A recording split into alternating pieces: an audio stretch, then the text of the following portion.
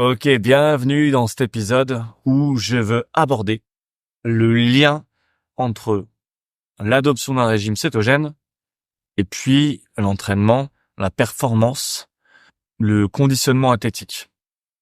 Ok.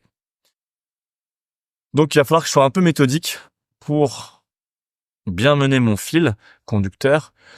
Et pour ceux qui écoutent l'épisode, qui n'ont pas de connaissances de base sur la cétogénèse et la néoglycogénèse, il va falloir que j'introduise un peu la chose, et notamment aussi, du coup, la notion de glycolyse, de respiration cellulaire et de continuum énergétique.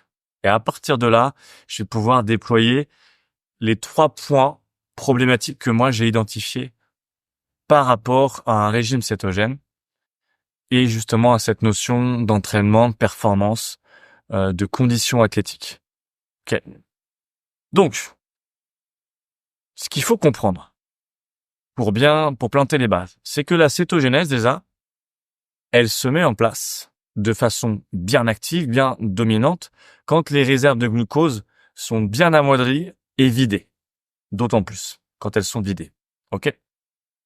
Ce mécanisme-là, il s'active par rapport justement aux réserves de glucose, à l'état des réserves de glucose qu'on appelle aussi glycogène, à la fois dans les muscles et dans le foie. D'accord ? Et donc, la néoglucogénèse, qui fonctionne avec la cétogénèse, d'accord, va en fait déclencher la cétogénèse. Et je vous explique pourquoi. Donc la néoglucogénèse, c'est le fait de produire du glucose via le foie de façon endogène. C'est-à-dire que j'ai plus de réserve de glucose et j'ai pas de glucides alimentaires, j'ai plus de glucose dans le sang et je suis pas en train de prendre une prise alimentaire glucidique. Mais par contre, je continue d'avoir des besoins en glucose pour mes tissus glucodépendants. Globules rouges, neurones, myocarde, et il y en a d'autres. Donc en fait, même quand on a plus de glucose dans nos stocks de réserve, foie et muscles, le corps, il doit continuer de produire du glucose, même si on n'est pas en train de faire un effort qui nécessite du glucose. D'accord ? On est en aérobie là, de capacité ou vraiment même encore plus bas, c'est-à-dire que on est dans la vie de tous les jours, dans le domaine de la balade, du cyclotourisme, du quotidien. Ce besoin en glucose, corrélé à une absence de glucose dans le corps, déclenche plus ou moins progressivement jusqu'à être complètement dominant la néoglucogénèse. Et la cétogénèse suit ce mécanisme-là. D'accord ? La respiration cellulaire ou la voie de l'oxydation complète, ce qu'on appelle glycolyse ou lipolyse, c'est en fait la façon la plus courante et majeure quand on n'est pas dans des efforts justement athlétiques particuliers, très intenses, de produire de l'énergie, de l'ATP, à partir des graisses et à partir des glucides. Autrement dit, à partir du glucose et à partir des acides gras. Ce qui se passe, c'est que ça soit depuis des graisses ou des glucides ingérés, ou depuis justement des acides gras qui ont été oxydés et ou transformés en corps cétonique, ou du glucose qui vient de la néoglucogénèse, c'est le même processus, ça rejoint la voie de la glycolyse qu'on appelle l'oxydation et de la lipolyse qu'on appelle bêta-oxydation qui ont lieu dans les cellules, d'accord. Ça a lieu dans les cellules et ça se termine dans les mitochondries des cellules, là en fait où il y a l'oxygène. Et il y a une chaîne de réaction, cycle de Krebs, phosphorylation oxydative, transport d'électrons, ça produit de l'ATP, d'accord. Dans ce cadre-là, c'est la voie la plus productive, la plus efficiente et qui demande le moins d'énergie pour produire de l'énergie, d'accord, en quantité. Bon, ça c'est une chose, ok. L'état de cétose, donc, c'est un état où les réserves de glucose sont vides, où la néoglucogénèse va se mettre en place pour continuer de produire du glucose et le fournir au corps, à la fois et d'abord pour les tissus glucodépendants, et puis en fonction des besoins plus ou moins importants en glucose, par rapport à un effort plus ou moins léger, intense que le corps peut faire. Ok, restons sur ça d'abord. Et donc l'état de cétose, c'est un état de jeûne. C'est le même état des lieux, c'est le même état métabolique que quand on est en jeûne, puisque quand on est en jeûne, on n'a plus de réserve de glucose à partir de 24 heures. Si on n'a pas fait d'effort entre-temps. Ok. Et donc quand on est en jeûne, on est forcément en cétogénèse. Et en fait, le mécanisme, l'association cétogénèse-néoglucogénèse va être plus ou moins différent par rapport à nos prises alimentaires. En cétogénèse, comme on a 20% de protéines environ, pas ou très peu de glucides et 80% de graisse, les réserves de glucose, les stocks de glycogène sont continuellement vidés. Et le faible apport en protéines fait que le corps va utiliser ces protéines-là pour leur rôle structurel et va vraiment, en fonction des besoins, utiliser les protéines en dernier recours pour en fait éventuellement utiliser des acides aminés. Mais ce qu'il faut se dire, c'est qu'en fait, en cétogénèse, il pourra même pas le faire parce qu'en fait, il va utiliser les protéines, ce pool d'acides aminés qui arrive pour le renouvellement cellulaire, les régénérations cellulaires quotidiennes, et il va plutôt, si vraiment il y a besoin, aller chercher en fait les acides aminés dans le tissu musculaire. Ça, c'est un des problèmes sur lesquels on va revenir un peu plus tard avec la cétogénèse. Et donc, la cétogénèse entretient cet état de jeûne parce qu'en fait, on sort pas de l'état de jeûne en cétogénèse. On est toujours dans cet état de jeûne qui est un état de survie, qui est un état de manque. Et j'ai fait plusieurs épisodes à ce sujet-là. N'hésitez pas à aller voir justement au sujet du jeûne, approche raisonnée, jeûne, danger, bénéfice, et puis le jeûne combiné en fait justement à l'entraînement. Quelle stratégie mettre en place? Parce qu'en fait, la cétogénèse, c'est un état de jeûne, de survie, de manque, qui donc n'est forcément pas propice à la performance, à la progression, au soutien de l'effort. Tout simplement. Et donc, le fonctionnement métabolique de la cétogénèse, et donc de la néoglucogénèse, c'est forcément un fonctionnement métabolique qui est relié, associé à un fonctionnement, à un environnement aérobie, où on a de l'oxygène en quantité, où il n'y a pas de dette d'oxygène qui va être importante et jusqu'à être très importante en fait. Et je vais y revenir juste après. D'accord? Le métabolisme de la cétogénèse, de la néoglucogénèse, de cet état de jeûne, de manque de survie, c'est la voie de l'aérobie. C'est la voie de la respiration cellulaire. C'est la voie de l'oxydation complète. C'est-à-dire, on va rentrer dans la cellule, puis dans la mitochondrie, on va jusqu'au bout du processus. D'accord? Dans le liquide cytoplasmique, avant d'arriver dans la mitochondrie, tout est en anaérobie, il n'y a pas d'oxygène. Ok. Mais quand on est en aérobie, qu'il y a suffisamment d'oxygène, en fonction de la quantité énergétique et de la quantité d'oxygène, le corps a largement le temps d'aller au bout du processus d'oxydation pour générer de l'énergie. C'est ce qu'il y a de plus rentable pour lui. Et il n'a pas besoin particulièrement de chanter cette oxydation complète pour fournir de l'énergie au corps. Donc il va au bout, c'est ce qu'il y a de plus efficace. Et tout se passe très bien. D'accord?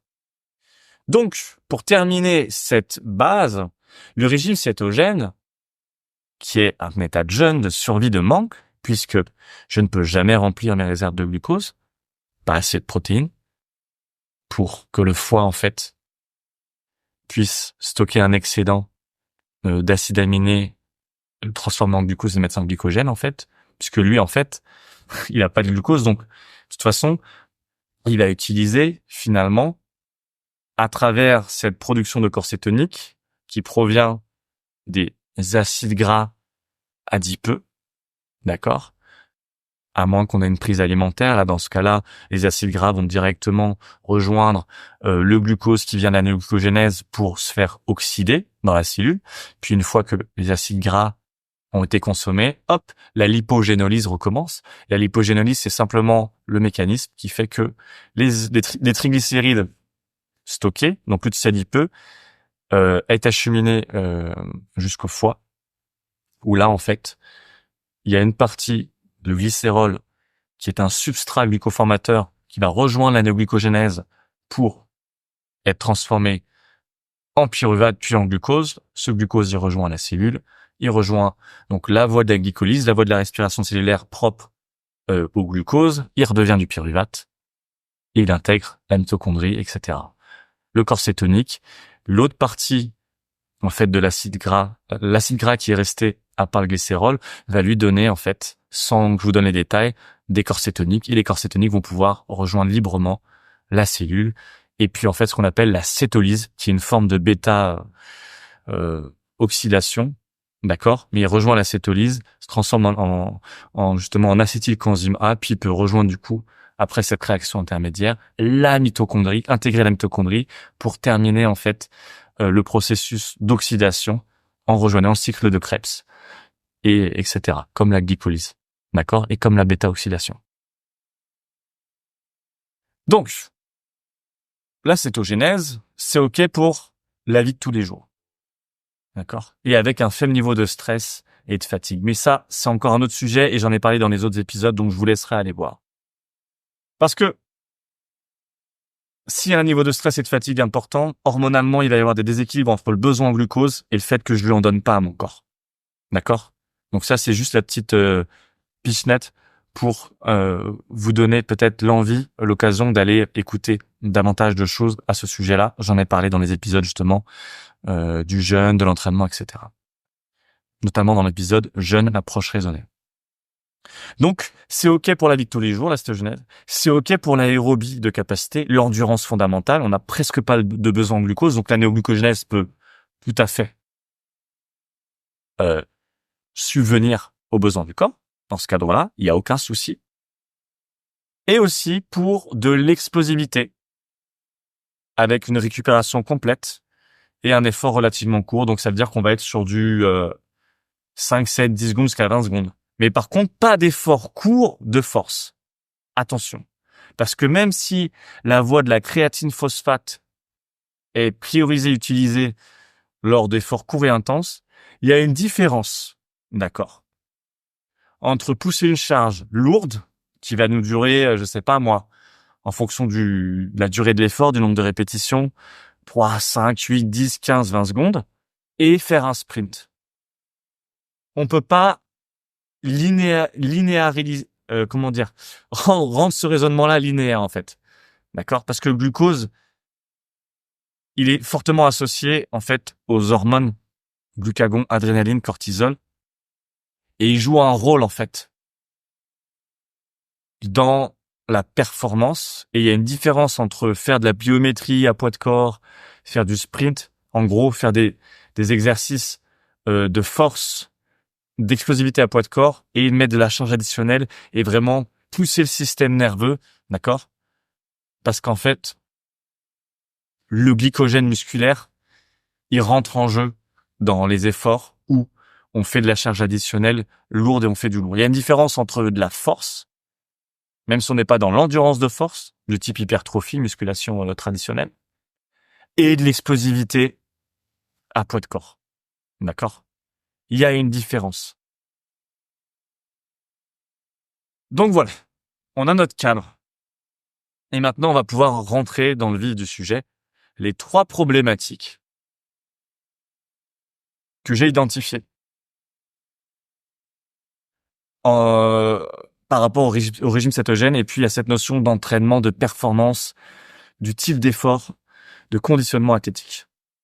Premièrement, c'est qu'en fait, plus la dette d'oxygène va être importante, moins le mécanisme de la respiration cellulaire, c'est-à-dire le processus d'oxydation complète, avec la mitochondrie à la fin, qui permet, via le cycle de Krebs, 3e étape de la respiration cellulaire, et la phosphorylation oxydative et le transport d'électrons, 4e et dernière étape de la respiration cellulaire, de produire de l'énergie.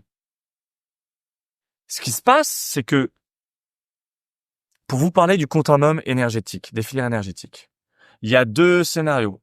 Imaginons que je pars pleine balle et que je vais faire un 1500 ou un 2000 mètres. Mais je pars pleine balle. Au début, prédominance de la filière créatine-phosphate. Mais très rapidement, elle est déjà là en soutien. La filière anaérobie lactique prend le dessus. Jusqu'à ce que, entre guillemets, on explose et qu'on ait besoin de réamener de l'oxygène suffisamment et du coup, qu'il faille baisser un peu d'intensité une fois qu'on a soutenu suffisamment l'effort. Et là, je passe en aérobie de puissance. Donc, j'ai que du glucose. Une fois que j'ai passé la filière de la créatine phosphate, j'ai que du glucose. J'ai le glycogène musculaire. D'accord?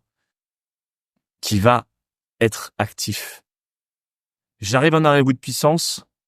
Je commence à avoir un peu de filière aérobie. D'accord?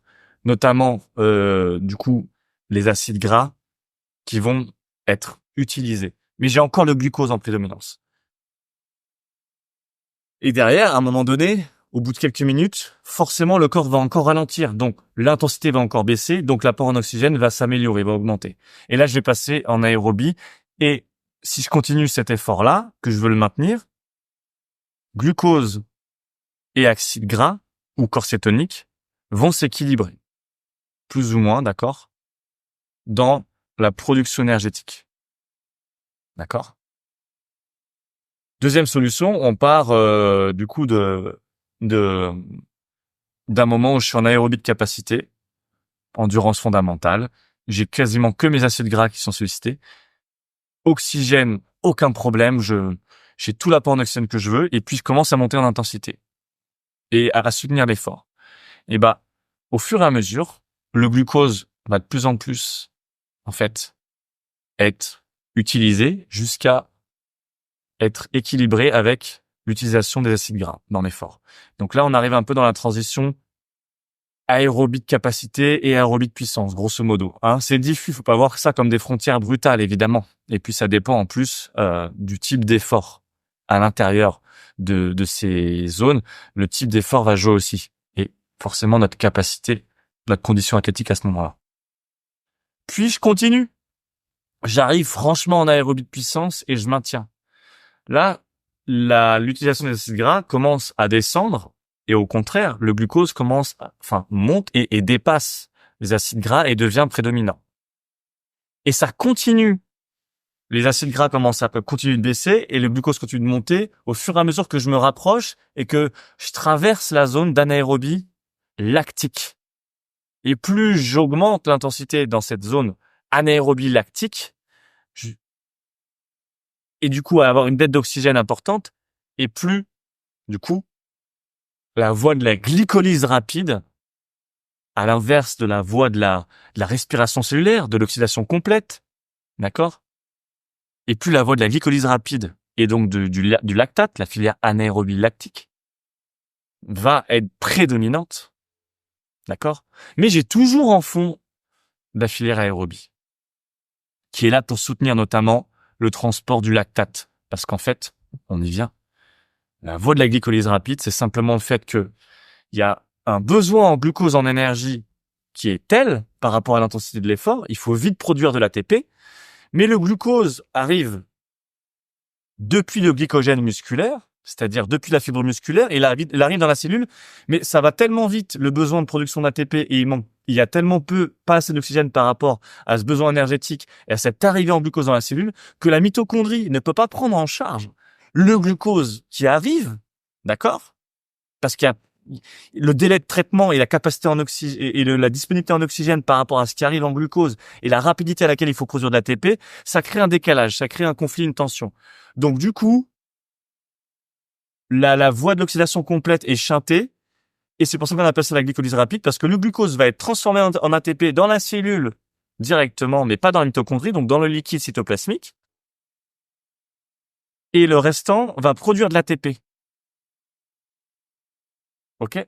Et plus la dette d'oxygène est importante, plus il y a de glucose, et donc plus il y a de lactate, et plus l'effort est intense, forcément. C'est corrélé. D'accord? Mais il y a toujours de l'aérobie qui fonctionne. Pourquoi? Parce que la mitochondrie fonctionne toujours un peu, ok, avec ce qu'elle peut traiter, et il y a toujours un minimum d'oxygène qui est là, à part si je suis en sprint à fond pendant 15 secondes en apnée, d'accord? Mais là, on n'est pas dans ce cas-là. Le lactate, il va rejoindre par la filière aérobie la néoglucogénèse dans le foie pour être recyclé en glucose via le pyruvate, le glucose est transporté dans le sang et réacheminé à la cellule pour être réutilisé avec la voie de la glycolyse rapide ou par la mitochondrie. Peu importe. Ok? Donc c'est pour ça que même quand on fait un effort intense, très intense, il y a toujours l'aérobie qui est là pour notamment le cycle du lactate, mais aussi parce qu'on a toujours un petit peu d'oxygène et donc ça fonctionne toujours un peu. C'est juste que le corps est dépassé entre les besoins énergétiques, donc la quantité d'énergie qui arrive dans la cellule, la quantité d'oxygène disponible dans la mitochondrie, la rapidité du processus de la respiration cellulaire, qui est trop long par rapport à la fois à la quantité qui arrive et aux besoins du corps de créer de l'énergie. Et donc, le corps, lui, sa solution, c'est quoi? C'est, OK, on transforme le glucose en ATP, c'est tout de suite disponible, je te donne du lactate, le lactate, il est recyclé et il revient. Bam! OK? Pourquoi je vous explique ça? Parce que c'est super important, c'est primordial pour comprendre, c'est que si on n'a pas de glucose dans les muscles, on peut pas rentrer dans cet effort-là, à moins d'avoir pris une prise alimentaire juste avant. Mais quand on fait un effort comme ça, on peut pas manger en même temps. Vous le savez, quand on fait un effort intense, très intense, et en plus répété, plus ou moins sur une plage importante, on peut manger avant, on peut manger un peu après, ou alors on va devoir attendre de suffisamment pouvoir réoxygéner pour prendre des prises solides ou liquides, boissons d'effort ou du sucre simple solide, pas de fruits, dattes. Mais ça, en général, c'est quand on est en aérobic puissance qu'on peut un peu manger comme ça. Si on sort d'un effort lactique, si on n'arrête pas de rentrer, sortir dans du lactique, de la puissance, etc. et tout, on peut pas se nourrir comme ça, en fait. Bref, tout ça déjà pour dire que si les gars en cétogène, ils prennent pas dans leurs efforts avant et pendant, en fonction de l'effort qu'ils font et de l'état digestif qui leur permet de prendre des prises alimentaires, ils sont foutus. Ils peuvent ni rentrer dans l'effort, ni continuer éventuellement l'effort. De toute façon, il y a un frein à l'entrée de l'effort. Le corps ne va pas pouvoir donner l'effort parce qu'il n'y a pas de glucose. S'il n'y a pas de glucose, la néoglucogénèse ne va pas suffire à apporter le peu de glucose pour un tel effort parce qu'il en faut beaucoup. Et lui, il a besoin en priorité de donner ça à ses tissus glucodépendants, les globules rouges, les neurones du cerveau, le myocarde. Ça, c'est sa priorité. C'est pas l'effort qu'on va faire. Lui, il s'en fout de ça. Ça, il le traite après. OK? Donc, si t'as pas de glucose, le petit glucose qui va arriver, la faible quantité de glucose qui va arriver via la néoglucogénèse ne va pas suffire à produire du lactate qui, lui, va pouvoir être recyclé en glucose. D'accord? Parce que quand on est en néoglucogénèse, qu'on est en cétogénèse, on peut produire du glucose à partir du lactate, des acides aminés et du glycérol qui nous vient des acides gras du tissu adipeux. OK? Donc la néoglucogénèse va pouvoir fournir du glucose à partir des glycérols, mais il va surtout l'utiliser pour les tissus glucodépendants. Deuxième truc, c'est les lactates. Mais le lactate, encore faut-il pouvoir en produire. D'accord? Le corps, il en produit toujours un petit peu, même si on n'est pas dans des efforts très intenses et tout. Mais c'est peanut. C'est pas le sujet. Là, si on est dans un entraînement, dans le cadre de la performance, du conditionnement athlétique, on va voyager dans des filières qui sont challengeantes, l'aérobie de puissance, l'anaérobie lactique de capacité, de puissance. On a besoin de glycogène musculaire et on a besoin d'avoir cette capacité de produire du lactate en quantité. D'accord? Pour pouvoir poursuivre l'effort. Et on a besoin, en plus, du glycogène présent avant l'effort, si possible, autant que se faire, de réingérer des glucides, du glucose par voie alimentaire, ok, solide ou liquide. Donc ça, c'est une chose, c'est-à-dire que le régime cétogène va freiner le corps lorsque le corps va sentir ou va devoir entrer dans des zones trop intenses pour lui, où justement la dette d'oxygène fait que il ne peut plus utiliser pleinement pour fournir l'énergie, la voie de l'oxydation complète, la voie de la respiration cellulaire. Et donc, s'il peut pas, qu'est-ce qui se passe en fait? C'est-à-dire que métaboliquement, il va pas pouvoir aller aussi vite et donner la quantité d'énergie que le corps semble vouloir lui demander. Donc, il va freiner en fait.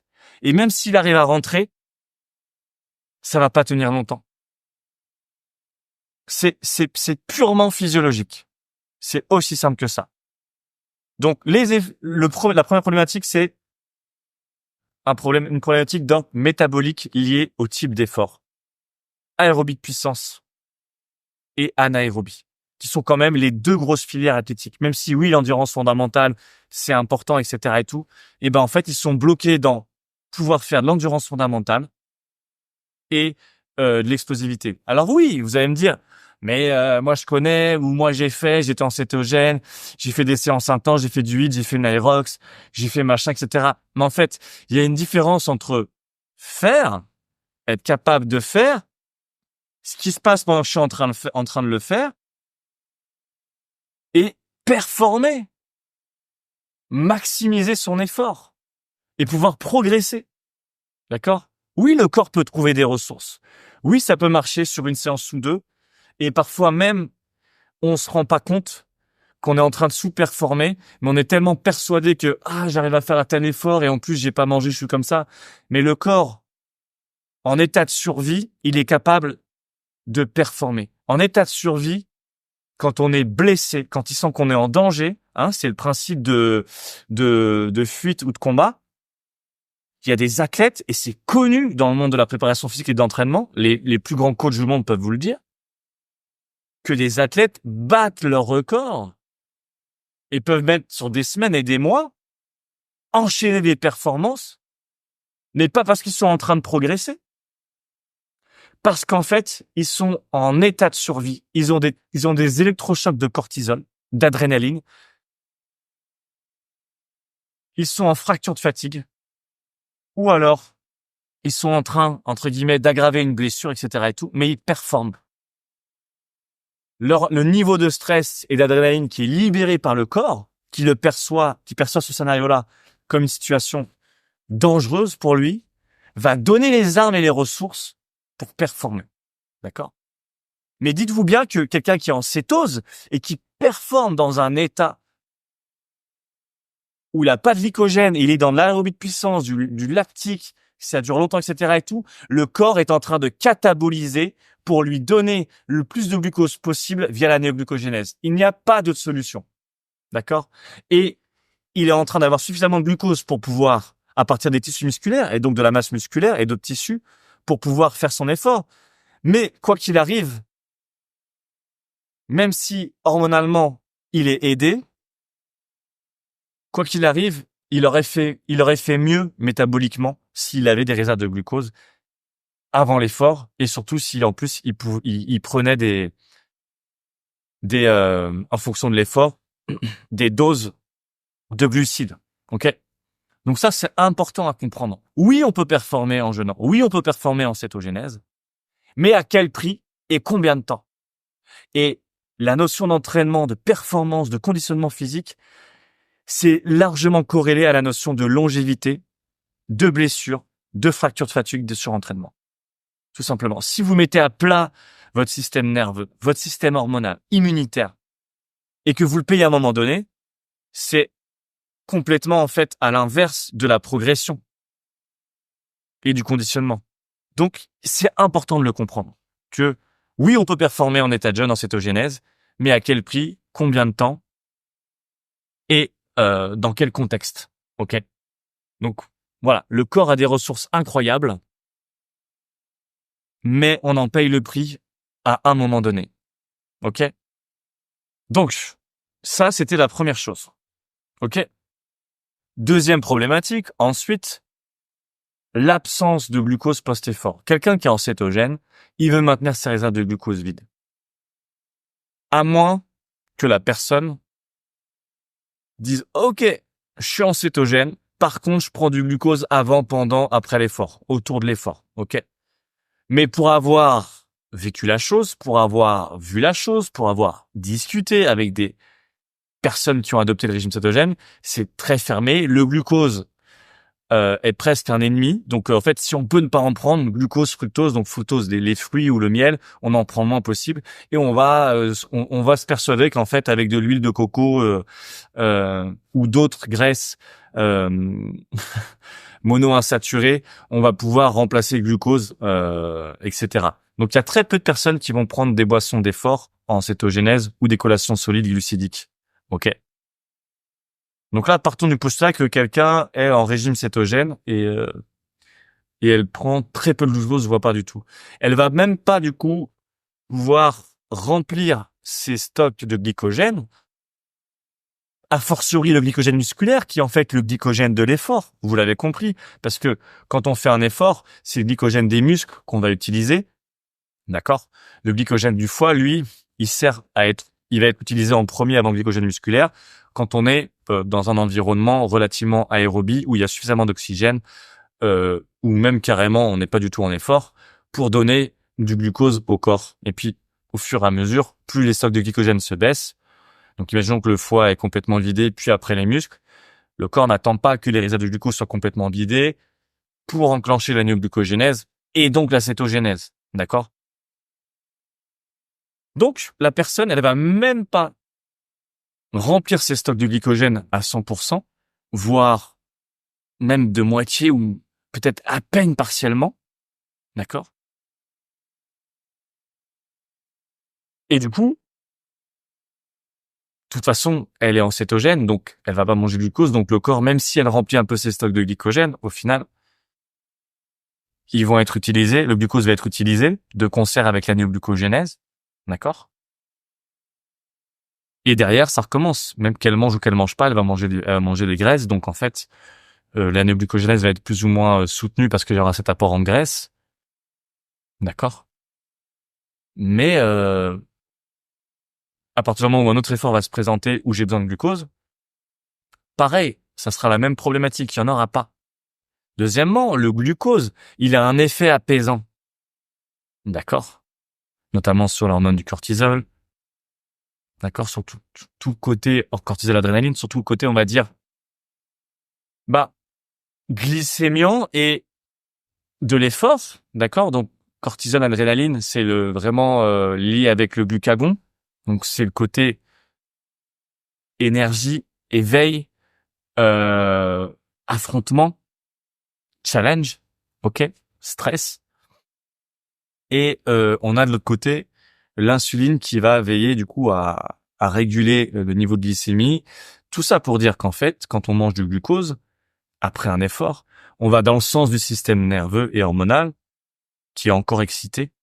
Et le glucose va du coup faire redescendre ces hormones-là qui sont hyperglycémiantes et l'insuline va monter pour du coup avoir son action hypoglycémiante. Donc quand l'insuline monte, cortisol, adrénaline et glucagon descendent.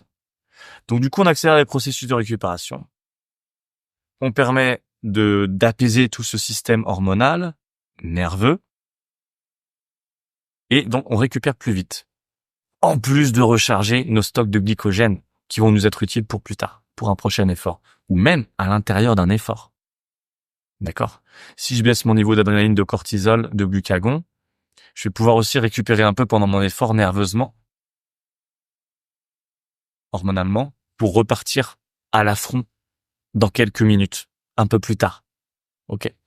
Parce qu'en fait, ce remplissage de réserve de glycogène, ça peut être très bien pendant l'effort, quand le stock de glucose est plus ou moins vidé complètement, ou à la fin d'un effort complètement, quand j'ai fini mon effort. D'accord?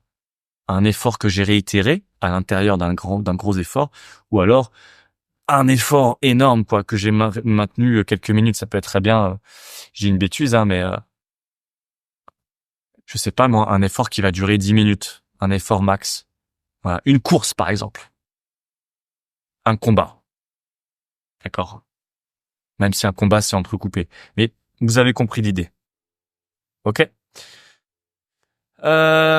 Donc les pro-keto, comme les pro-carni, parce qu'au final, entre carnivore et cétogène, ce qui va changer, ça va être l'apport en protéines qui va être plus conséquent chez les pro-carni et qui vont pouvoir, quelque part, avoir un peu de glycogène. D'accord? Mais globalement, c'est un peu la même problématique. Donc, quand on est dans ces régimes-là, on diabolise le glucose parce qu'en fait, on a une méconnaissance, une désinformation ou une croyance au niveau de l'insuline, de la glycémie, du fructose. Encore plus si on combine ça avec des aspects d'ancestralité et de physiologie plus ou moins un peu imprécise. Et on oublie, en fait, ils ignorent qu'en fait le glucose est au centre, c'est la pierre angulaire de toute la physiologie métabolique du corps. Que c'est la priorité énergétique et qu'en fait, le glucose, à partir des protéines et des lipides, il peut être produit. On peut convertir des lipides et des protéines en glucose. On peut convertir aussi à partir du glucose des acides gras. On bénéficiera de l'aspect énergétique des acides gras. Bon, par contre, on n'aura pas tout l'apport micronutritionnel que les acides gras ont. Cholestérol, le côté, les vitamines, les minéraux, etc. On peut pas transformer à partir du glucose des protéines. Et on peut pas transformer à partir des lipides des protéines. D'accord? Et on peut pas transformer à partir des protéines non plus des lipides. Je sais pas si je me répète. Mais, par contre, les deux autres macronutriments peuvent être, le corps a trouvé des solutions pour que ça puisse être converti en glucose. Et le glucose peut aussi donner des graisses. Donc le glucose, c'est vraiment, sur les 3 macronutriments, le macronutriment qui est priorisé par le corps et qui a le plus de versatilité. Ok? Et on le voit d'ailleurs à travers la néoglucogénèse et la cétogénèse, c'est que c'est les besoins en glucose et la quantité en glucose disponible qui va être à l'origine de tous les mécanismes métaboliques du corps. Ok? Hypogénèse, lipogénolyse. Cétogénèse, néoglucogénèse. Glycogénèse, glycogénolyse. Donc, c'est-à-dire, tout ça, c'est en fait le fait de stocker ou de libérer le glucose ou les acides gras, c'est-à-dire l'énergie. Ou de fabriquer l'énergie. Que ce soit pour fabriquer, stocker ou libérer l'énergie, c'est la quantité de glucose et le besoin en glucose qui détermine tout ça. C'est le glucose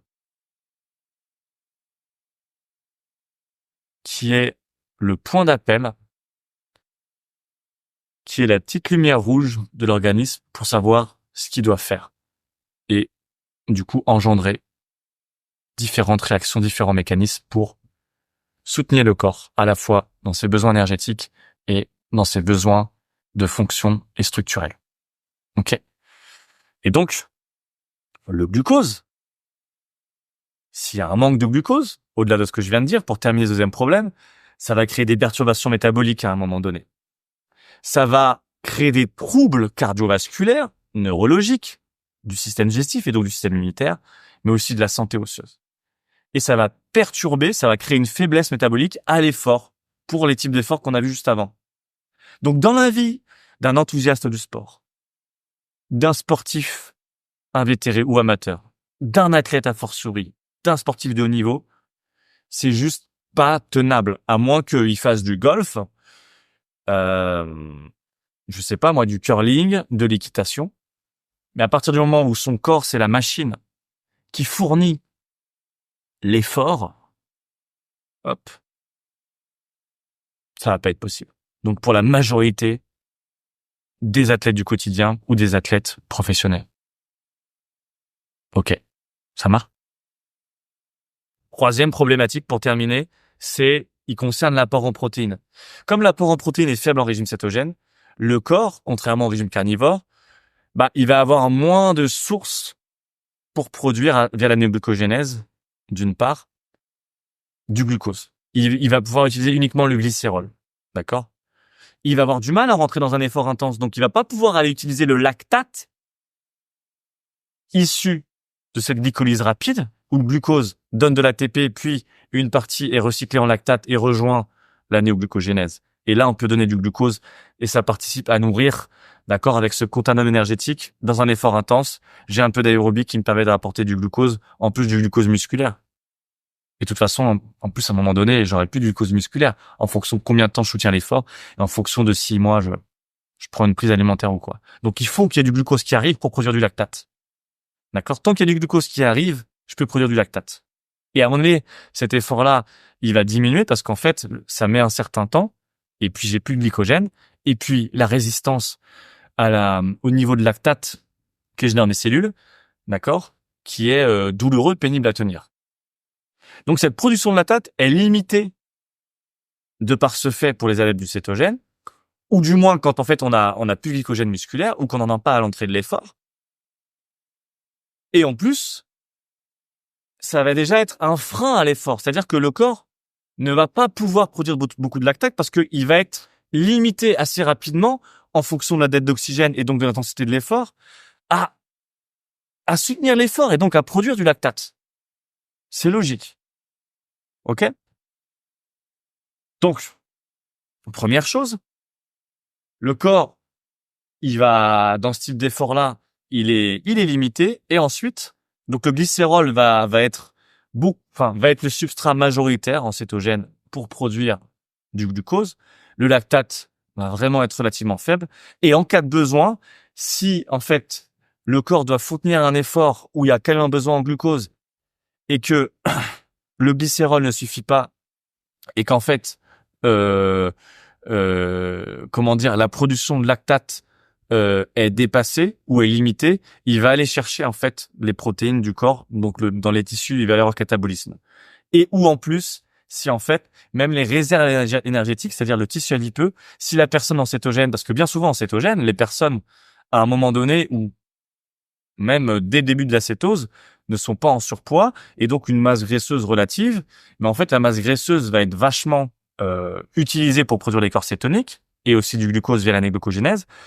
Et donc, si j'ai un faible pourcentage de matière grasse, au fil du temps, et si je m'entraîne beaucoup chaque jour, je peux être en fait en déficit calorique, et à un moment donné, le corps, il a presque plus de réserve énergétique, ou il en a plus, et lui, il va être limité à un moment donné pour fournir du glucose, et il va devoir aller chercher dans les tissus musculaires. OK? Donc ça, dans la vie d'un sportif, de quelqu'un qui veut être en bonne santé, qui veut performer, qui veut progresser, le maintien de la masse musculaire, l'entretien de la masse musculaire, pas forcément le développement, c'est essentiel. Si vous perdez du poids quand vous vous entraînez et que vous voulez pas perdre du poids, que c'est pas un objectif, en fait, clairement, là, c'est vecteur, en fait, de contre-performance d'une santé immunitaire hormonale qui va prendre cher, pour le dire comme ça. Si on perd du poids quand on s'entraîne, c'est mauvais signe. D'accord? Si on veut pas perdre de poids. D'accord? Donc, en général, si on est un athlète et qu'on veut pas perdre de poids, même si on va prendre du muscle, on veut performer dans sa discipline, améliorer ses capacités cardiovasculaires, gagner en force, en mobilité, peut-être gagner un peu de masse musculaire. Là, c'est un signe, en fait, c'est qu'il y a un problème. Et être en cétogénèse, en état de survie, de manque, de jeûne, je le rappelle, c'est clairement favoriser cette opportunité du corps à perdre de la masse musculaire. OK? Et dernière chose par rapport à cette problématique, c'est que du coup, l'apport en protéines peut être trop faible par rapport au type d'entraînement et aux besoins du corps pour la régénération cellulaire, la construction cellulaire.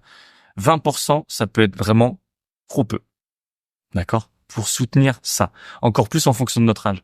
C'est-à-dire que une fois qu'on dépasse la belle vingtaine et qu'on a la sarcopénie qui se met en place, encore plus si on est une femme, et plus on monte en âge, plus notre besoin en protéines, et a fortiori animale, est importante, en vraies protéines, avec tout le spectre d'acides aminés complets, une biodisponibilité la plus haute possible avec les produits au lait cru pour l'assimilation des protéines, ça va être problématique. On a besoin de protéines. On a besoin de protéines. D'accord? Au-delà de l'aspect juste soutien musculaire, les protéines, et je vous invite à aller voir mon épisode sur les 3 macronutriments ou d'autres sur les protéines sont essentielles pour votre santé. À plein de niveaux. Et donc forcément pour votre niveau de performance. Et a fortiori quand musculairement j'ai besoin de récupérer. Et encore plus quand j'ai une pratique qui est soit hybride, où j'ai du cardiovasculaire et du neurologique, du musculaire, d'accord, à des échelles plus ou moins importantes, du type CrossFit, Hyrox, du type sport de combat, MMA, ou alors je vais faire de la course à pied, du vélo, et puis à côté je vais faire du calisthénie ou de la gymnastique, de la musculation. Mais dès qu'on va combiner des efforts ou alors faire uniquement des efforts musculaires neurologiques ou qu'on combine cardio et neurologique musculaire, l'apport en protéines est super important et encore plus au fil du temps quand on dépasse la vingtaine, en plus de ça. D'accord? Donc, voilà, entraînement hybride, même pour l'entraînement cardiovasculaire, où on a peu de musculation, on a peu d'aspects neurologiques, les protéines sont essentielles et 20% dans du cétogène, alors que déjà on met le corps dans un état de manque par rapport au glucose, ça crée deux manques en fait. Pas de glucose et un manque en protéines. Même au niveau des acides aminés, des dérivés d'acides aminés, il y aura des problématiques. Donc tout ça dans la vie de la performance d'un athlète qui est enthousiaste dans sa pratique, d'un athlète professionnel, c'est primordial. Donc on le voit qu'en fait, dans le régime cétogène, c'est OK pour l'aérobie, c'est OK pour la vie du quotidien, c'est OK pour faire des efforts explosifs spécifiques, pliométrie, sprint court, etc., récupération complète. Mais par contre, métaboliquement, physiologiquement, que ça soit pour progresser, maintenir l'effort, pour la santé de la masse musculaire, mais la santé aussi hormonale, immunitaire,